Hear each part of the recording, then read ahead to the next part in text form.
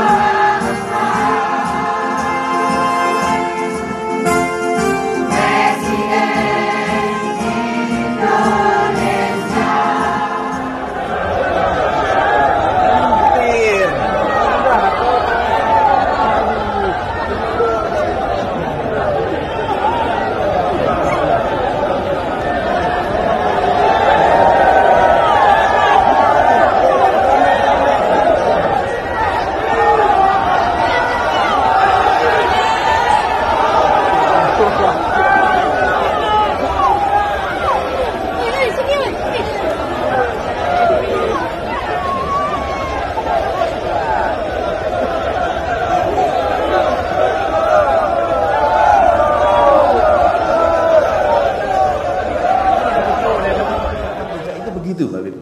Bapak Ibu tuh bisa telisik Bapak Ibu. Nah kemarin gimana? Besok juga kira-kira kan begitu. Nah kadang-kadang kita lupa nggak melihat rekam jejak secara lengkap.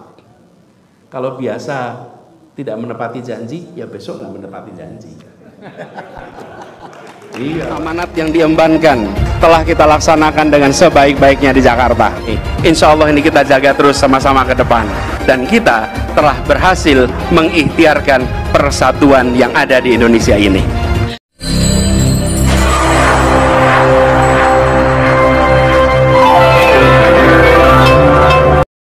Assalamualaikum warahmatullahi wabarakatuh. Selamat malam, selamat pagi, selamat siang, selamat sore, dan semoga kita selamat dunia akhirat. Teman-teman sekalian, fenomena Anies mewabah di mana-mana. Di mana ada Anies, di situ banyak orang berkerumun. Kemana Anies berkunjung selalu mendapat sambutan yang luar biasa. Walaupun ada juga penolakan di sebagian kecil wilayah, namun tidak berarti. Seperti diketahui, setelah berhenti dari jabatan Gubernur DKI Jakarta, otomatis Anies menjadi seorang pengangguran yang tidak punya panggung politik. Tidak demikian halnya dengan Anies, walaupun panggungnya diruntuhkan oleh pihak pesaingnya, rupanya tidak diduga, ia malah mendapat panggung yang lebih besar. Teman-teman sekalian, kini Anies nyaris menjadi bakal calon presiden tanpa pesaing. Pihak pesaing, dalam hal ini adalah Presiden Jokowi yang tidak menginginkan Anies menjadi presiden menggantikannya pada Pilpres 2024. Usaha untuk menjegal Anies telah dilakukan mati-matian dengan berbagai macam cara dan skenario.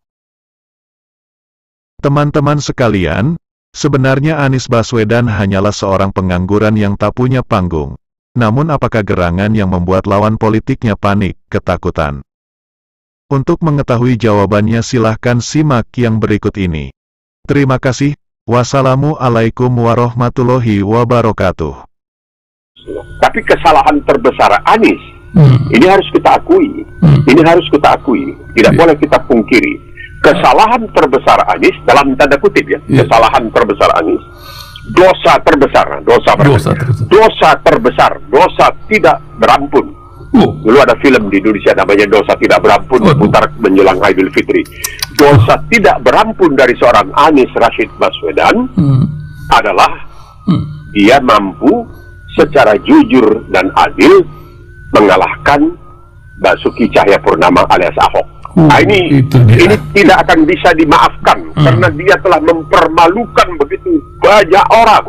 Segala jajaran dikerahkan, segala dana dan daya istilahnya dikerahkan untuk memenangkan Basuki Cahayapurnama. Tahu-tahu kalahnya bukan kalah 51-49, tapi lebih besar. Anies menang secara meyakinkan, secara jurdil. Ini yang penting, bisa ditekankan secara jujur dan adil. Masa mungkin dia bisa mengalahkan? Ini sudah mempermalukan begitu banyak orang, mempermalukan begitu banyak lembaga, begitu banyak jajaran, begitu banyak kekuatan dia permalukan hanya dengan melakukan sesuatu yang dia jujur dan adil, dan dia menang. Itu tidak mau disebut-sebut sekarang ini. Oh, mereka mengatakan, oh dia menang itu, Anies menang itu karena katanya pakai ayat dan mayat. Saya nggak ngerti itu apa yang dimaksudkan ayat dan mayat. Kalau dia maksudkan ayat dan mayat itu, barangkali yang dia maksudkan kuntum khaira ummati ukhrijat linnas ta'muruna bil ma'ruf wa tanhauna 'anil munkar wa tu'minuna billah. Ya oke. Kamu adalah manusia yang terbaik, kamu adalah umat yang terbaik di antara manusia. Karena apa? Karena kamu menyuruh orang berbuat baik, menghalangi, mencegah orang berbuat jahat, dan yang ketiga kamu beriman kepada Allah. Nah, apa salahnya? Orang mau menyuruh orang berbuat baik, melarang orang berbuat jahat, ya bagus dong, harus didukung. Ya, tapi mungkin itu yang membuat banyak orang, termasuk Muslim, mereka ini yang lebih sengit amarahnya kepada Anies ini, mereka yang paling sengit amarahnya. Mereka tidak segan-segan untuk menggunakan istilah kadrun dan lain sebagainya. Karena itu saya suka mengatakan sakit hati, dosa tak berampun, itu tidak bisa dimaafkan karena Anies secara jujur dan adil mengalahkan Basuki Cahayapurnama alias Ahok dengan kemenangan yang sangat meyakinkan. Nah ini membuat banyak orang yang susah untuk menerima Anies karena mereka telah sangat dipermalukan dan sangat dikecewakan. Ralun, hari ini tema yang kita ambil adalah mengapa Anies Baswedan ditakuti dalam tanda tanya. Ini menarik, Saudara Lun. Saat Anies dideklar sebagai salah seorang capres dari Partai Nasdem, itu berbagai reaksi muncul, dan akhir-akhir ini juga oleh Bawaslu sendiri kita lihat dianggap ini mencuri start. Sebenarnya apa ini yang terjadi, Prof. Humam, terhadap Anies Baswedan ini? Sebenarnya ini kan pertama, Assalamualaikum Pak Saudara Lun ya. Iya, Saudara Lun, pemirsa dan pendengar sekalian. Yang pertama ini adalah sebenarnya persoalan biasa. Tapi karena ada pihak yang latah, lu menjadi luar biasa. Oh ya. Jadi ini biasa ini kan, orang datang bicara belum berstatus apa-apa gitu. Iya. Kemudian diojo-ojo gitu kan. Iya. Diojo-ojo, kemudian ditakut-takuti. Jadilah dia itu. Dan bagi Anies ini menurut saya bukan sesuatu yang baru. Kalau kita mau kembali ke asbabun nuzulnya sebenarnya, kenapa ini terjadi, ini tidak lain adalah ketika, ayo kita ambil aja dimulai dengan DKI. DKI ya. Ketika DKI dia mengalahkan calon yang dielus dan dipersiapkan oleh kekuasaan. Iya. Ahok maksudnya. Ahok. Iya. Dan itu adalah pasangan mantan gubernur DKI, Presiden Republik Indonesia. Iya. Itu kontroversial. Iya. Untuk ukuran Indonesia. Iya. Dan itu dikalahkan di depan presiden itu. DKI. Iya.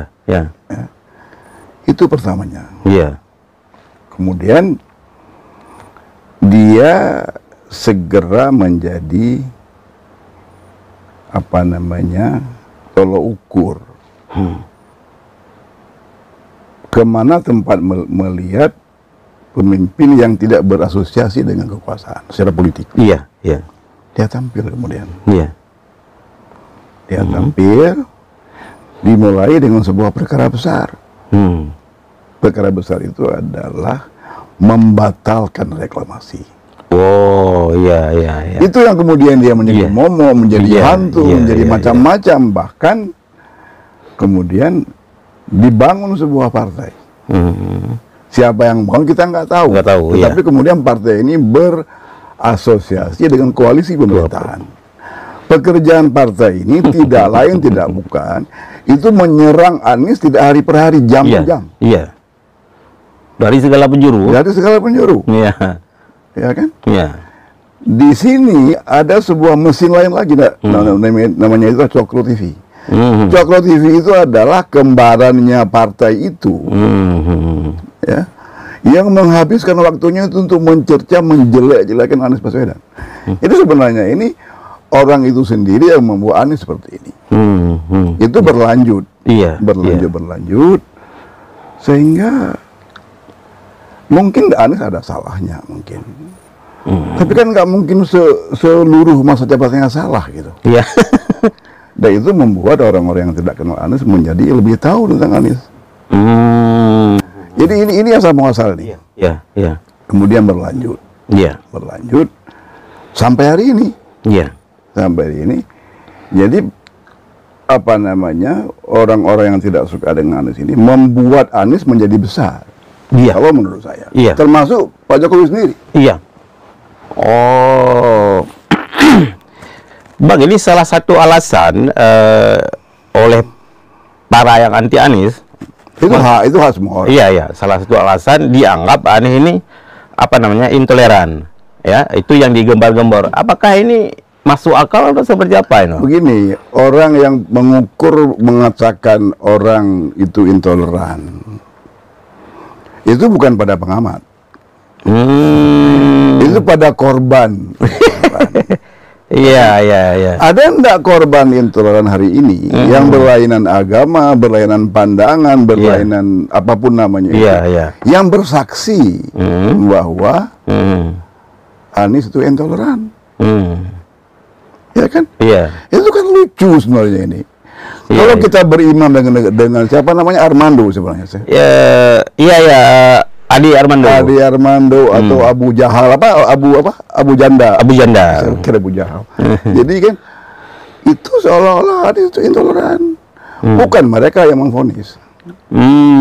Yang memvonis itu adalah penduduk Jakarta. Apakah dia Hindu, apakah dia Kristen, apakah dia Buddha, apakah dia Konghucu. Mereka yang memberi keputusan. Iya, misalnya mereka tidak bisa beribadah. Segala macam, tidak hanya itu. Yang kita lihat justru pengakuan mereka. Saya kira itu nggak akan dibuat-buat lah. Dalam zaman digital seperti ini nggak akan dibuat-buat. Pengakuan mereka tidak pernah menerima seperti ini perlakuan. Kalau menurut saya, ungkapan sebagian orang ini ya agak bombastis, memberi gelar Anies Bapak Toleransi. Ada benarnya gitu. Paling kurang untuk mengkonter istilah apa namanya, tidak toleran gitu. Iya kan? Iya. Termasuk kemarin dibawa itu. Jadi ini nampak sekali ini, nampak.